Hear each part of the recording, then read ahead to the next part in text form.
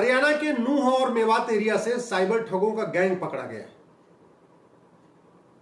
Police ने बताया कि लगभग 1,500 एफआईआर उन साइबर ठगों के खिलाफ हो चुकी है पूरे देश भर में। देश भर में उन्होंने लगभग 35,000 लोगों का पैसा छीना है। साइबर ठगी के जरिए 35,000 लोगों का पैसा लूट लिया। इसके पहले झारखंड के जामतारा से ऐसी खबर आई थी, वहां पे भी पूरा गैंग है साइबर ठगों का। उन्होंने भी लगभग 50,000 के आसपास लोगों से ठगी कर लिया। अब तक अगर 1,500 एफआईआर हरियाणा के साइबर ठगों के खिलाफ हुआ, लगभग 1,500 एफआईआर झारखंड के जो साइबर ठग थे उनके खिलाफ हो चुकी थी, तो टोटल 3,000 एफआईआर हो गई।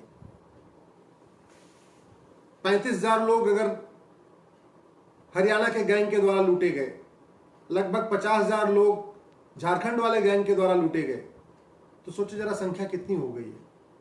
और बाकी सब लोग तो शिकायत भी नहीं करते। बहुत सारे लोगों का पैसा जो है उनके पेटीएम से निकल जाता है, एटीएम से निकल जाता है, उनका ऑनलाइन फ्रॉड हो जाता है। कई बार कहते हैं कि आपका कुरियर आया हुआ है, आप थोड़ा पैसा जमा करो तो आपको ये इनाम मिलने वाला, इस तरीके से ले लेते हैं। लॉटरी के नाम पे लूट लेते हैं, एसएमएस करते हैं, बोलते हैं इस लिंक पे क्लिक करो तो आपका ये आपको अवार्ड इनाम मिलने वाला है, और जैसे ही क्लिक करो पैसा सारा गायब। व्हाट्सएप पे लिंक आती है, जैसे क्लिक करो पैसा गायब। एक आजकल और चला है कि व्हाट्सएप पे वीडियो कॉल आती है, जैसे आप उठाओगे उधर से अपना आपका रिकॉर्डिंग हो जाएगी, आपको ब्लैकमेल किया जाएगा। क्यों चल रहा है ये सब भारत में? ये सब सिंगापुर में तो नहीं होता, ये सब जापान में तो नहीं होता, चाइना में तो ये नहीं होता है, कोरिया में भी ये नहीं होता है, अमेरिका में भी बहुत कम होता है, रूस में बहुत कम होता है। तो ये भारत में इतना क्यों हो रहा है? एक के बाद एक लोगों के साथ ठगी हो रही है।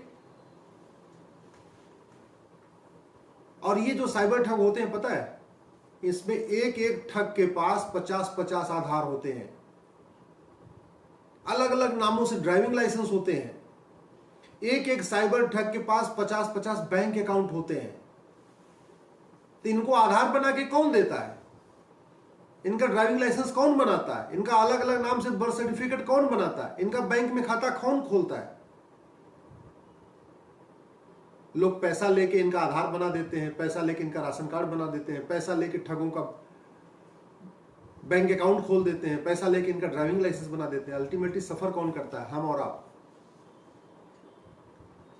और ये क्यों हो रहा है भारत में?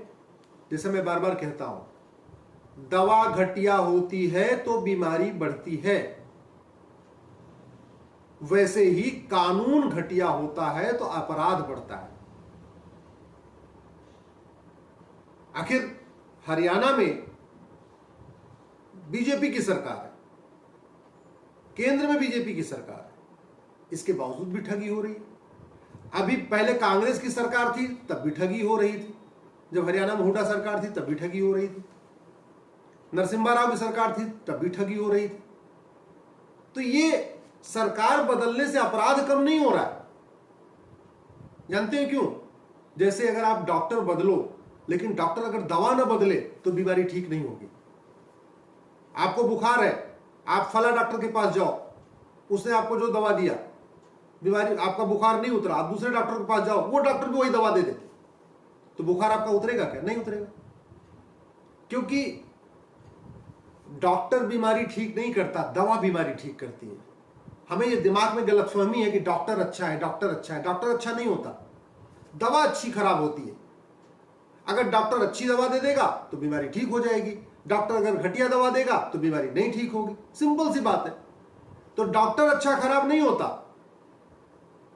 दवा अच्छा खराब होता है। ऐसे नेता अच्छे खराब नहीं होते, नेताओं द्वारा बनाया गया कानून अच्छा खराब होता है। कौन नेता अच्छा है इस बात पे डिपेंड करता है उसने कितना अच्छा कानून बनाया।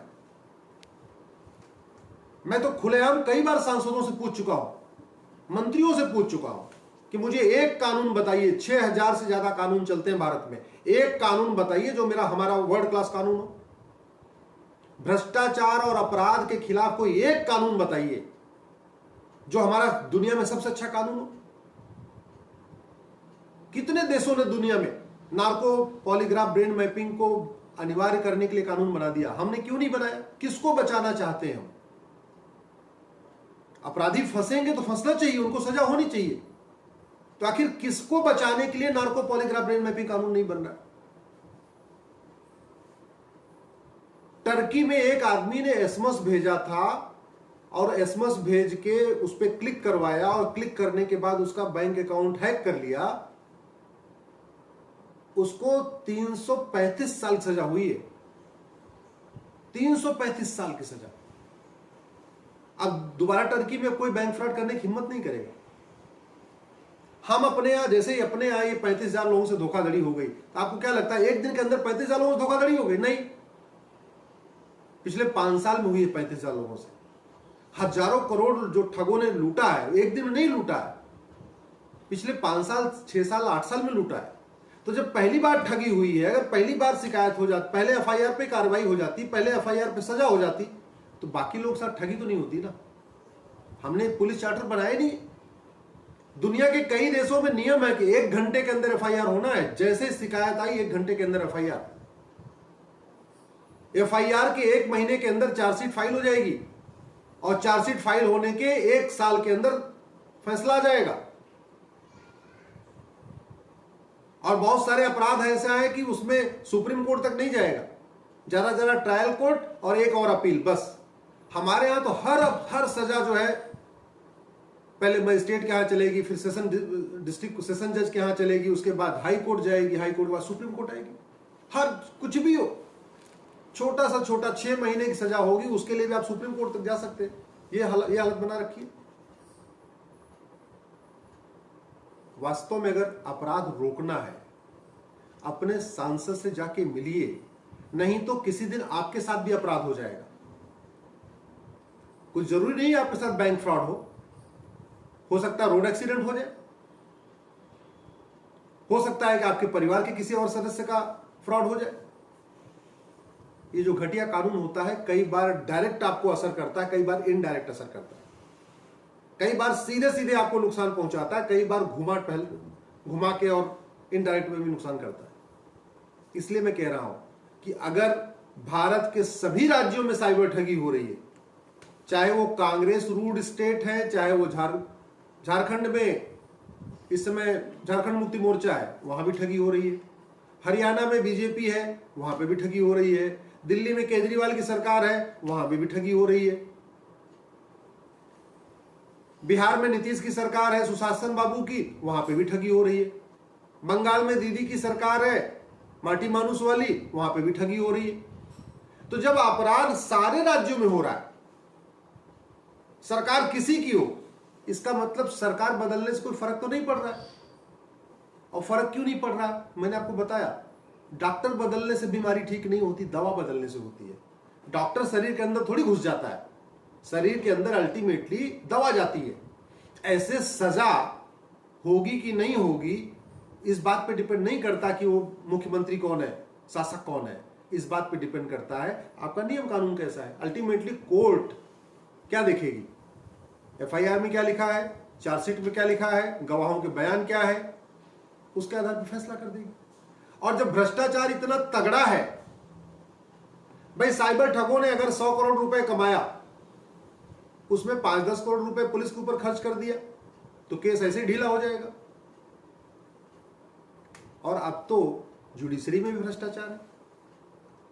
आज ही पाया गया कि एक सीबीआई के जज, खुद ही सीबीआई कोर्ट के जज पैसा लेके रफा दफा करने वाले थे मामला। तो जब भ्रष्टाचार इतना चरम पे है, तो इसको हमें 2 तरफा काम करना पड़ेगा। पहला, शिक्षा व्यवस्था ऐसी हो कि आदमी भ्रष्टाचार अपराध करने का मन ही न करे। वो तभी आ सकती है, वो व्यवस्था तभी हो सकती है जबकि भारत में वैदिक शिक्षा व्यवस्था लागू हो, वेद पुराण गीता रामायण प्राइमरी में पढ़ाया जाए। दूसरा, कानून ऐसा हो, पुलिस व्यवस्था ऐसी हो, न्यायिक व्यवस्था ऐसी हो, दंड इतना कठोर हो कि अगर मन भी कर जाए कि थोड़ा ठगी कर लूं, थोड़ा क्राइम कर लूँ, थोड़ा घूस ले लूँ, थोड़ा भ्रष्टाचार कर लूँ, थोड़ा अपराध कर लूँ, अगर मन में आ भी जाए तो आसपास में ऐसी नज़ीर होनी चाहिए, ऐसा सजा तगड़ी मिली होनी चाहिए, उसको उसके बारे में सोच के ना रूह कांप जाए। जैसे मैंने आपको एग्जांपल दिया, एक व्यक्ति से ठगी किया था टर्की में, 335 साल सजा हुई है। थाईलैंड में एक व्यक्ति ने चिटफंड कंपनी बना के लूटा था, 1,41,000 साल सजा हुई, 1,41,000 साल सजा हुई। हमारे यहाँ तो सहारा स्कीम लॉन्च हुई और कितने 10 लाख से ज्यादा या 16 लाख के आसपास लोगों से पैसा लेके लूट गए, और 16 लाख लोगों का पैसा लूटा, 16 साल की भी सजा नहीं हुई। इसलिए मैं आपसे कह रहा हूं, प्लीज, बहुत हो गई पार्टी भक्ति, बहुत हो गई दल गुलामी, बहुत हो गई नेताओं की चमचागिरी। मैं ये नहीं कह रहा हूं नेताओं की चमचागिरी करिए, नेताओं के पीछे घूमिए, उनके साथ फोटो खिंचवाइए, सब कुछ करिए, लेकिन कम से कम अपने सांसद से ये भी तो पूछिए, हमारे यहाँ अपराध कम क्यों नहीं हो रहा भाई? हमारा कानून अमेरिका जैसा क्यों नहीं है, सिंगापुर का जैसा क्यों नहीं है? क्यों नहीं फर्जी आधार बनाने वालों को, फर्जी राशन कार्ड बनाने वालों को, फर्जी बैंक में खाता खुलवाने वालों को, फर्जी ड्राइविंग लाइसेंस बनाने वालों को क्यों नहीं आजीवन कारावास की सजा हो रही है? क्यों नहीं इनकी 100% प्रॉपर्टी जब्त की जाती है? क्यों नहीं साइबर ठगों की 100% प्रॉपर्टी जब्त करने और उनको आजीवन कारावास देने की सजा हो रही है? चाइना में तो फांसी होती है, मैं कह रहा हूं चलो फांसी छोड़ दो। और वैसे भी चाइना हमारा दुश्मन देश भले है, लेकिन अगर चाइना में अपराध कम है तो हमें उनसे सीखना चाहिए उनके यहाँ अपराध कम क्यों है। अगर चाइना में भ्रष्टाचार कम है तो हमें सीखना चाहिए उनके यहाँ भ्रष्टाचार कम क्यों है। अगर चाइना में धर्मांतरण नहीं होता तो हमें चाइना से सीखना चाहिए। चाइना में अगर मजहबी उन्माद नहीं है तो हमें उनसे सीखना चाहिए। चाइना में अगर साइबर ठगी नहीं होती तो हमें चाइना से सीखना चाहिए। सीखने में कोई बुराई थोड़ी है।